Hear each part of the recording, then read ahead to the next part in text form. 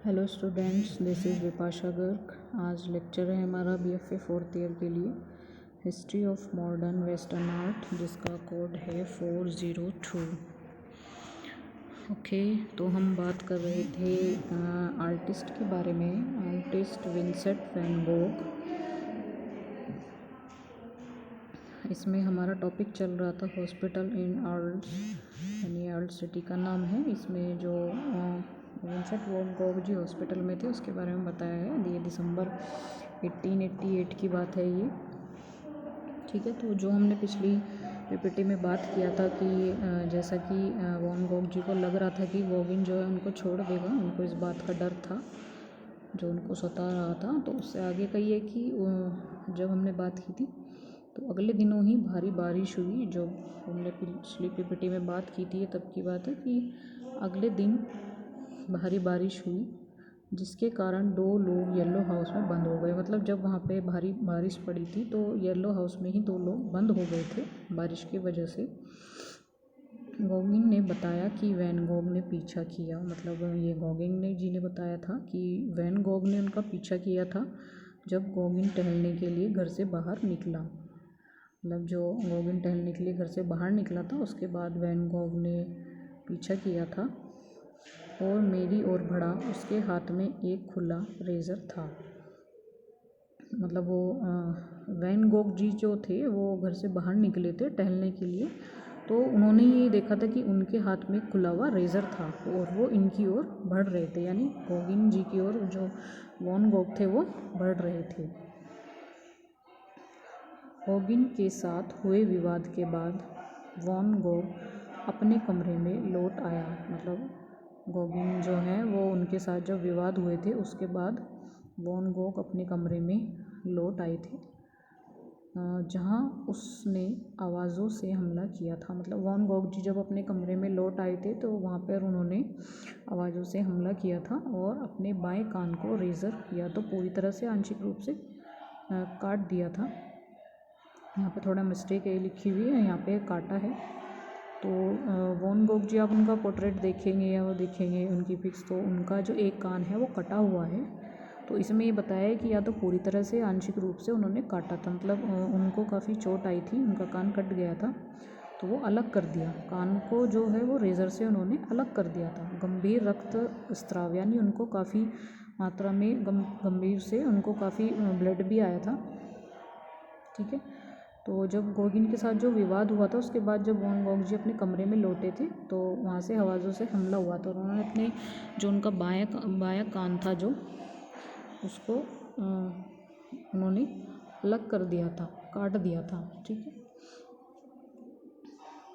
उन्होंने घाव को बंद कर दिया, यानी जो घाव हुआ था उनको उन्होंने वो बंद कर दिया था। कान को कागज़ में लपेट दिया, मतलब जो उन्होंने अपना कान लिया और उसको कागज़ में लपेट दिया। और एक वेश्यालय वैन गोग और गॉगिन में एक महिला को पैकेज दिया। वैन गोग जी थे और जो गॉगिन थे उन्होंने एक महिला को पैकेज भी दिया था जिसमें दोनों बार बार आते थे। वैन गोग अगली सुबह एक पुलिसकर्मी द्वारा बेहोश पाया गया, यानी जब अगली सुबह हुई तो एक पुलिसकर्मी को वैन गोग जी वहाँ पे बेहोश मिले और उसे अस्पताल ले जाया गया। तो उसके बाद फिर उनको अस्पताल ले जाया गया, पुलिसकर्मी के द्वारा वो बेहोश पाए गए, उनको अस्पताल ले जाया गया, जहाँ फेलिक्स रे एक युवा चिकित्सक अभी भी प्रशिक्षण में है। मतलब जहाँ पर उनको अस्पताल ले जाया गया, फिर जहाँ पर फेलिक्स रे हैं वो एक युवा चिकित्सक अभी भी वहाँ पे प्रशिक्षण में है, उसका उन्होंने इलाज किया। कान को अस्पताल में पहुँचाया गया था लेकिन रे ने इसे दोबारा करने का प्रयास नहीं किया।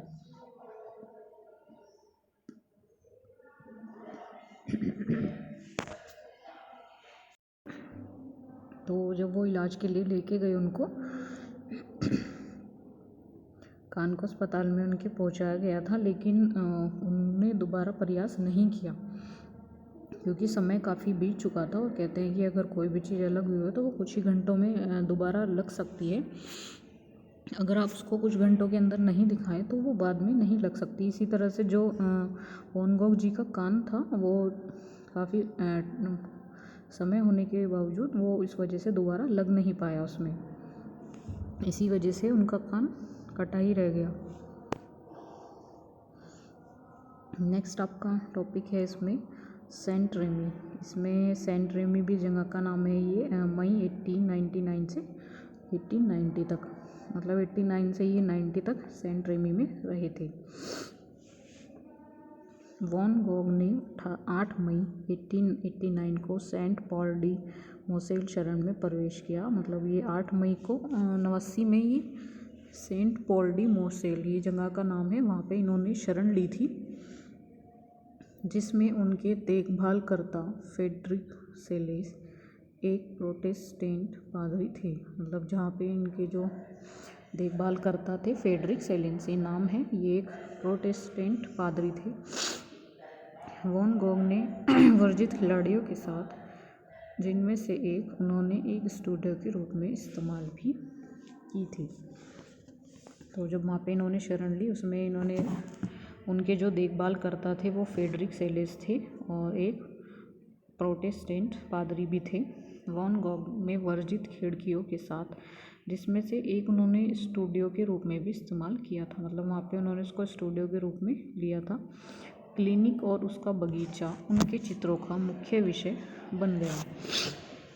मतलब जो वहाँ पे स्टूडियो था और वहाँ खिड़कियाँ थी जो, तो उन्होंने उसको स्टूडियो के रूप में ले लिया और वहाँ पे जो मतलब जो उनको सीन्स जो भी दिखते थे उन्होंने उनको चित्र बनाया, उनका यूज़ किया, वहाँ पे अपनी पेंटिंग्स बनाई और काफ़ी स्केचेस भी किए उन्होंने वहाँ पे, है ना। क्लिनिक और उसका बगीचा उनके चित्रों का मुख्य विषय बन गया। यानी जो भी उन्होंने चित्र बनाए थे तो उसमें क्लिनिक और बगीचा वो ज़्यादातर वही उनके मुख्य विषय थे, है ना।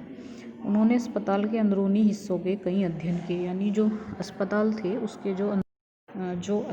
थे उसके जो भी अंदरूनी हिस्से थे वहाँ पे उन्होंने काफ़ी उसका अध्ययन किया था, अस्पताल के अंदर के अंदरूनी हिस्सों का, ठीक है।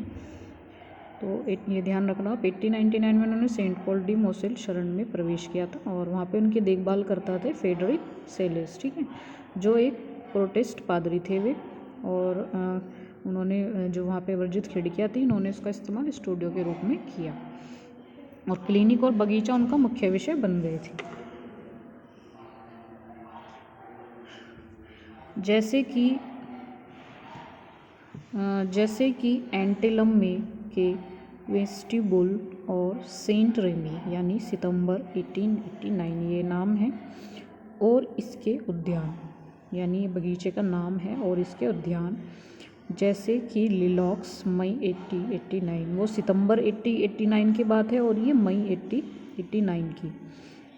इस समय के उनके कुछ काम जुल्फ़ों की विशेषता हैं, यानी जो उस समय के उनके काम थे वो उनकी विशेषता थी, जैसे कि द स्टोरी नाइट। ये सब पेंटिंग्स आपको देखने को मिलेंगी आगे जो हम बताएंगे, ठीक है। तो जैसे कि द स्टोरी नाइट, उन्हें कम निगरानी वाले मार्गों की अनुमति दी गई, है ना। मतलब जो कम निगरानी वाले मार्ग थे उनको अनुमति दी गई। उस समय के दौरान उन्होंने सरू और जैतून के पेड़ों को चित्रित किया। मतलब उस समय की बात बताइए कि उन्होंने सरू और जैतून जो थे उसके पेड़ों को भी चित्रित किया था, ठीक है। जिसमें ऊपर से प्लोवमैन सीन के साथ घाटी, पृष्ठभूमि 1889 में एप्लिप्स के साथ ओलिव ट्रीज, साइप्रेस 1889 के कॉर्नफील्ड प्रोविंस द्वारा कंट्री रोड रात 1890, ठीक है। ये सारे इनके काम हैं कि उन्होंने मतलब कम निगरानी वाले जो मार्ग थे उनकी अनुमति दी गई। तो उस समय के दौरान उन्होंने सरू और जैतून के पेड़ों को चित्रित किया, ठीक है, सरू और सिर्फ जैतून का। जिसमें ऊपर से प्लोवमैन सीन के साथ घाटी, पृष्ठभूमि 1889 में एप्पल्स के साथ ओलिव ट्रीज, मतलब जो पृष्ठभूमि थी उसमें एप्पल्स के साथ ओलिव ट्रीज, और साइप्रिकेस ये 1890 का है, साइप्रिकेस जो है ये कॉर्नफील्ड का है। प्रोवेंस द्वारा कंट्री रोड रात की 1890 की है ये। सितंबर 1889 में उन्होंने ऑल्स में बेडरूम के 2 और संस्करणों का निर्माण किया, ठीक है। तो ये सब इनके पेंटिंग्स के नाम हैं। तो ये आप अच्छे से पढ़ना कि इन्होंने किस उसमें को क्या क्या किया था, ये सब उस बारे में बताया गया है।